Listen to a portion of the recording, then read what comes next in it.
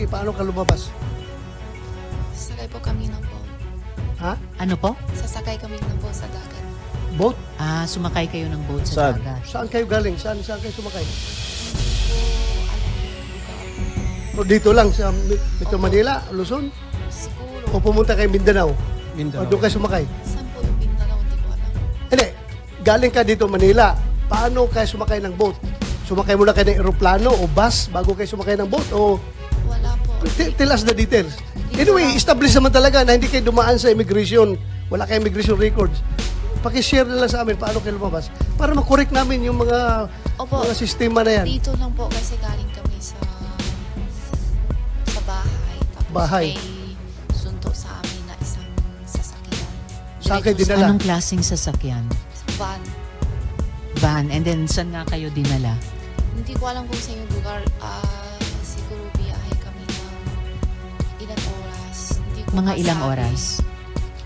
Hindi ko matandaan. Matagal din. Araw kayong umalis, then gabi kayo dumating doon? Or araw kayong umalis, araw din dumating? Halos tapos ng dinner. Pero umalis kayo ng Manila, araw pa. Gabi. Gabi rin. So, umalis kayo ng gabi, and then dumating kayo doon. Hating gabi. So, isang buong araw kayo bumiyahe? Hindi po. Hindi siya isang buong araw. Kung siguro outer dinner, 7:08. Tapos ang lating namin hating gabi na po. So mga 5 hours by van.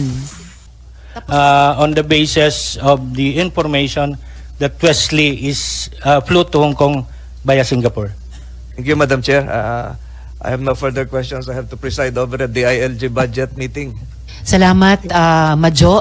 And then, just quickly, bago ko tawagin si Sendoroy, Director Casio, nabalitaan ko rin yung binanggit kanina na may sinasabi ang PAOK na sina Alice Guo and the rest of her party ay sinusubukang makapunta sa Golden Triangle. Pinaninindigan niyo pa ba ang statement na iyon? There is a link to Cambodia as far as the two male siblings of Alice Guo are concerned, because for a time they had a business interest in gambling, offshore gambling operations in Cambodia. So we are forming a theory that they are trying to find a way to be able to go to that conflict area, Madam Chair. Salamat, Director Casio. And speaking of theories, pagkatapos ni Sendoroy, tatanungin ko ulit isa-isa yung mga ehensya natin. So, as of today, ano nga yung teorya nyo? Paano nakaalis sina Alice Guo? Sendoroy? Thank you, Madam Chair. Madam Chair, I just would like to follow up the statement of the minority leader and the majority leader also regarding the PNP's performance, particularly the intelligence group. I would like to congratulate that unit, Madam Chair, because dyan pa ako nanggaling. I was then the Chief of Staff of PNP-IJ. I became the Deputy Director for Operation, and I became the Deputy Director for Administration before I became the Chief PNP. So, congratulations sa inyo. Although, alam namin yan, Madam Chair, meron yan silang motto por la patria. Ibig sabihin nun, Madam Chair, para sa bayan. Kahit walang intelligence fund, magtatrabaho yan sila. Kasi, established na yung kanilang foreign liaison connections with other countries. So, Madam Chair, since lumabas si Alice Guo na walang record sa immigration, lumabas din dito si Sheila Guo na walang record sa immigration, baka magkasabay silang lumabas, Madam Chair. Baka pwede natin tanungin ito kung magkasama ba silang lumabas at paano sila lumabas. Dahil wala kang record, di ba? Sheila Guo, wala kang record paglabas. So, pwede namin malaman kung paano ka lumabas dito sa bansa? Yes. Pakisagot. Ms. Sheila Guo? Opo. Tatanungin ko yung mga ahensya, yung teorya nila, paano kayo lahat ni Alice Guo nakalabas. Pero tinatanong na rin kayo ngayon, baka pwede niyong simulang sagutin kung paano kayo nakalabas sa Pilipinas. Madam Chair, baka pwede niya tanggalin yung face mask niya. Pakitanggal yung SP face Pro mask Tem. para Maaari nyo bang tanggalin mask nyo, Ms. Sheila? Para klarong namin ikaw marinig.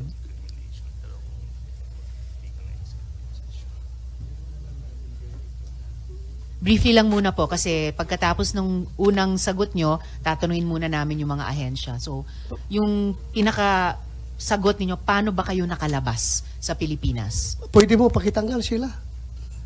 Mababait naman kami lahat dito. Huwag ka mag-alala. Sige, paano ka lumabas? Sakay po kami ng boat. Ha? Ano po? Sasakay kami ng boat sa dagat. Boat? Sumakay kayo ng boat sa Saan? dagat. Saan kayo galing? Saan kayo sumakay? Hindi ko alam yung lugar. O dito lang sa Metro Opo. Manila, Luzon? Siguro. O pumunta kayo Mindanao? O doon kayo sumakay? Saan po yung Mindanao? Hindi ko alam. Hindi, galing ka dito Manila. Paano kayo sumakay ng boat? Sumakay muna kayo ng aeroplano o bus bago kayo sumakay ng boat? O Wala po. tell us the details. Dito Anyway, lang. establish naman talaga na hindi kayo dumaan sa immigration. Wala kayong immigration records. Pakishare na lang sa amin paano kayo lumabas para makorek namin yung mga Opo. mga sistema na yan. Dito lang po kasi galing kami sa bahay. Tapos Bahay. may sunto sa amin na isang sasakyan. Saan kayo Diretso dinala? Anong klaseng sasakyan? Van. Van. And then, saan nga kayo dinala? Hindi ko alam kung sa yung lugar. Siguro biyahe kami ng ilan oras. Hindi ko Mga ilang masabi. oras? Hindi ko matantaas yung matagal din.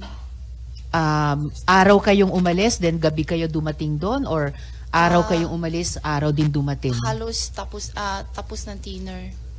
Pero umalis kayo ng Manila, araw pa. Gabi. Gabi rin. So, umalis kayo ng gabi, and then dumating kayo doon. Hating gabi. So, isang buong araw kayo bumiyahe? Hindi po. Hindi siya isang buo araw. Kung siguro outer dinner, 7:08. Tapos ang lating namin hating gabi na po. So mga 5 hours by van. Tapos anong, Hindi ko sure kung tama pa kasi hindi ko maano sa oras po. Madam Chair. tapos just one more follow-up and then before SP Pro Tem. Anong klaseng boat yung sabi niyong boat na sinakyan niyo? Yung maliit na puti. Maliit na puti. SP Pro Tem? Sino yung driver na sumundo sa'yo? Hindi ko kilala. Pati plate number na sasakyan, di mo alam. Hindi po. Ilan kayo ron sa van? Po, Ilan, Ilan kayo daw sa kayo van? sa van? tatlo po. Tatlo. Sino-sino? Kaming tatlo. Sino? Sinong tatlo? Si Alice tsaka si Wesley po. That, sabay pala kayo ni Alice, lumayas. Sabay kayo ni Alice, lumayas dito sa Pilipinas. Opo. Oh. At O, yun na. yung pagbiyahe nyo ni na Alice para umalis sa Pilipinas na bumiyahe kayo mga 5 oras, dumating ba kayo sa Pangasinan? Hindi po. Alam ko Pangasinan hindi. Hindi Pangasinan ang inabot nyo. Kasi ano siya eh, Manila, tapos lampas pa eh. Hindi ko alam yung lugar. Lagpas kasi hindi pa ako ng kabisado. Pangasinan. Maybe Bataan? Hindi po. Papunta Manila po. Madam Sir, ilang oras kayo sa barko? Yung biyahe niyong barko? Diretso kayo Malaysia? From Hindi po. Pilipinas? Saan? May palit. Ha? May palit yung mas malaki pa. Ilang oras kayo nung maliit na barko bago kayo lumipat sa malaking barko? Matagal din. Ilang oras? Ilang nga? oras nga?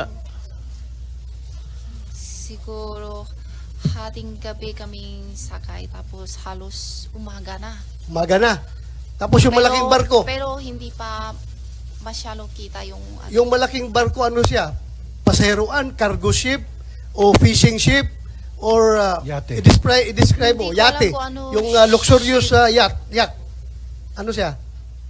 Yung malaking barko. Fishing ship ata, hindi ko alam kasi hindi So, ako malo. fishing ship, dahil may nakita kayong mga lambat at mga isda, Yung lake na panghuli na fish. may net na panghuli ng fish. Tapos yun na, dumating na kayo ng Malaysia through that boat.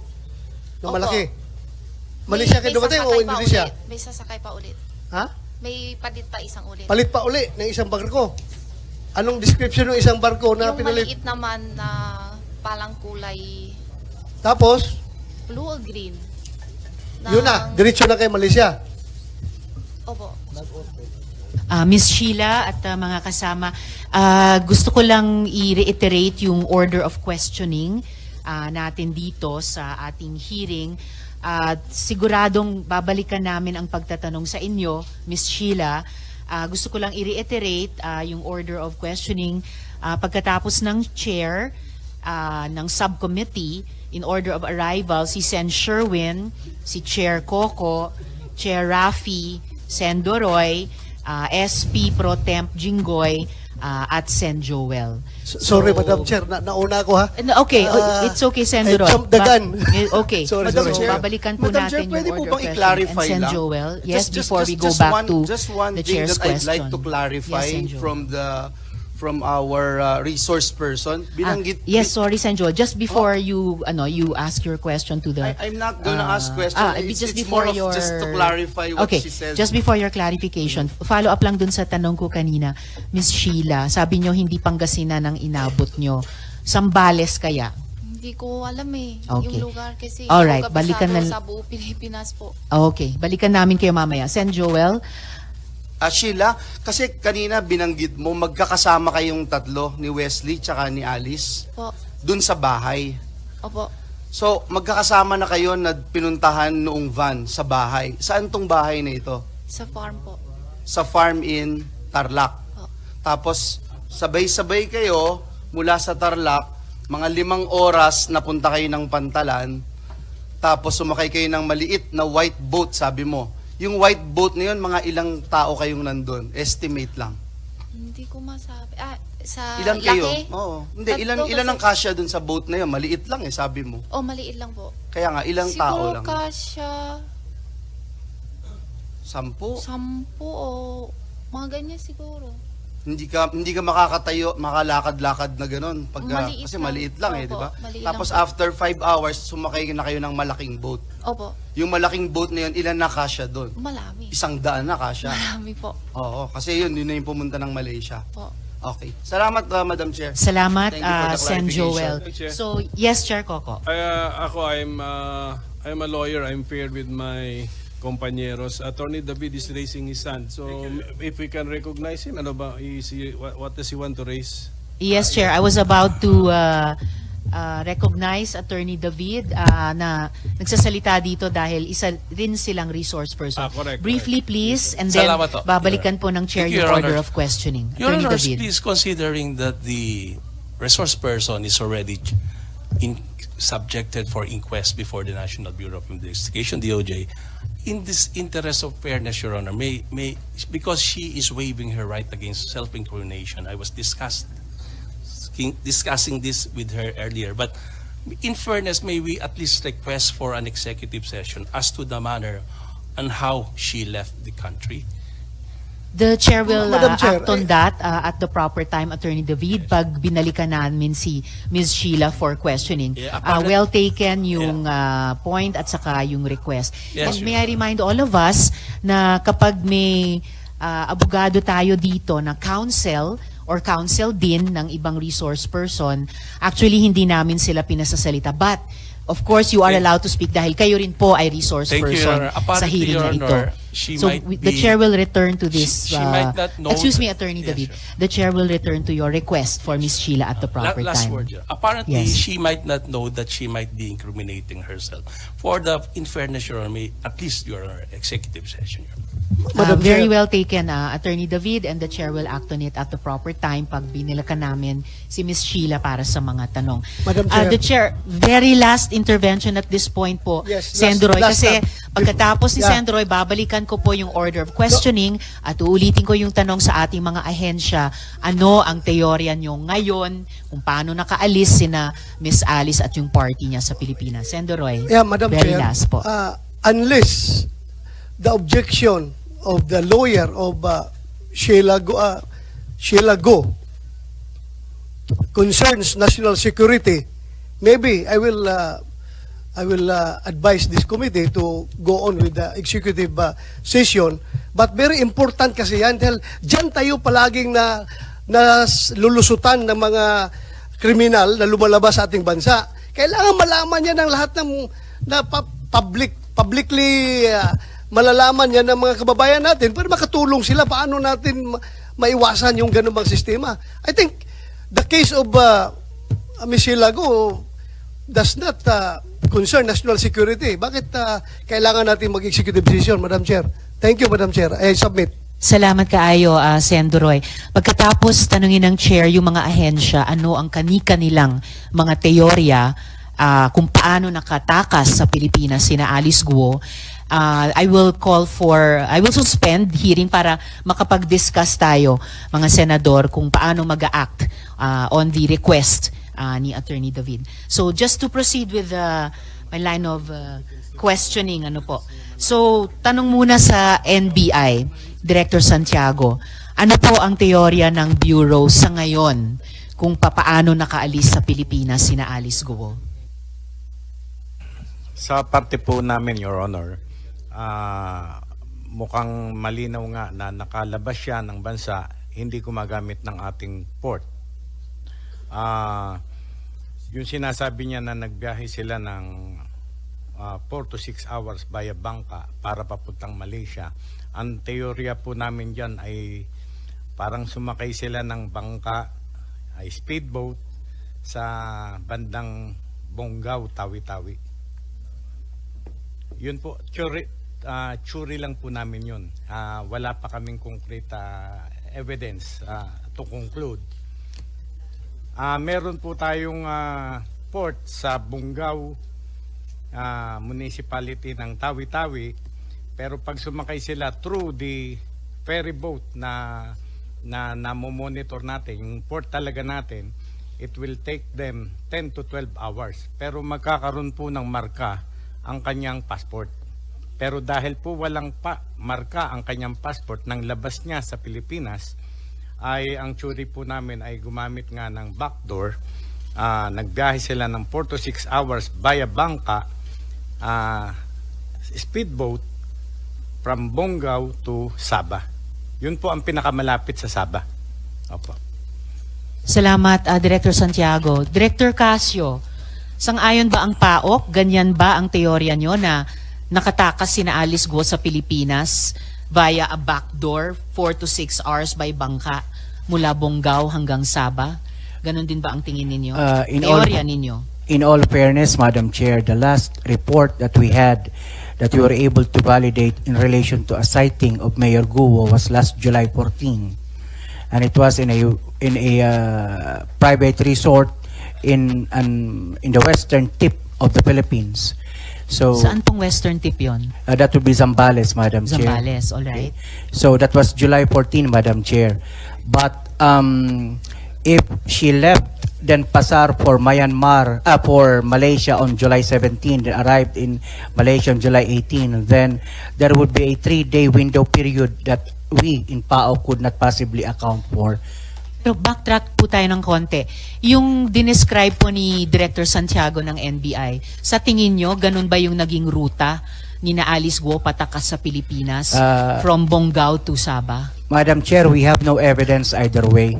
So because as stated, our last positive sighting of her was July 14 in Zambales. Salamat, Director Casio. Before I go on to USEC-T for DOJ, Sen. Rafi, briefly please. Okay, kanina pa natin nababanggit yung backdoor kung saan dyan tumatakas yung mga fugitives dito. Sa Coast Guard, identified niyo ba itong mga vulnerable na mga seaports natin na ginagamit usually para makatakas ng bansa? Kasi paulit-ulit natin binabanggit, nakatakas yan to the backdoor, paulit-ulit. Pero ano yung mga backdoors na yon?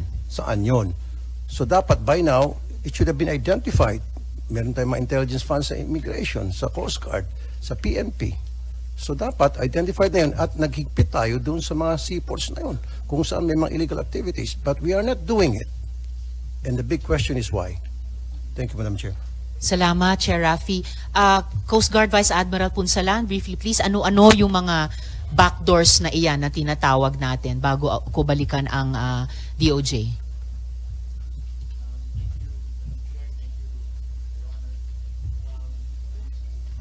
Regards po yung possible routes. Yung sa south po, we have sa Zamboanga nga po, and down to Sulu. Ito po yung mga possible routes. Sa kasalukuyan, as known by many, we are in the process of recruiting more people, establishing more posts where we can fully enforce and implement controls. In addition to our basic mandates, in support to the mandates of other agencies like immigration. At makasingit, excuse me. Yes, Di ba lahat ng mga seacraft na umaalis sa Pantalan, ini-inspect dapat yan ng Coast Guard? Am I right? Yes, sir, that's true. So paano nakalusot mga to? Using backdoors at sakay ng mga pump boat, yates, speedboats, etc. Una po muna sa lahat, the majority of the seacraft that we are mandated to inspect are mga passenger vessels because the main mandate po ng Coast Guard is maritime safety, environmental protection, and maritime security. But so hindi nyo inspect yung mga fishing vessels, yung mga yate? We do as well, sir. Cargo vessels na possible na pwedeng gamitin to, sakyan, patakas? Yes, sir. But the challenge really, sir, is the porous nature of our coastline. The what? Porous. Okay. Very open kasi yung ating coastline. But nonetheless, it is through the developments that I mentioned that we are beefing up or building up our capacity to cover as much as we can.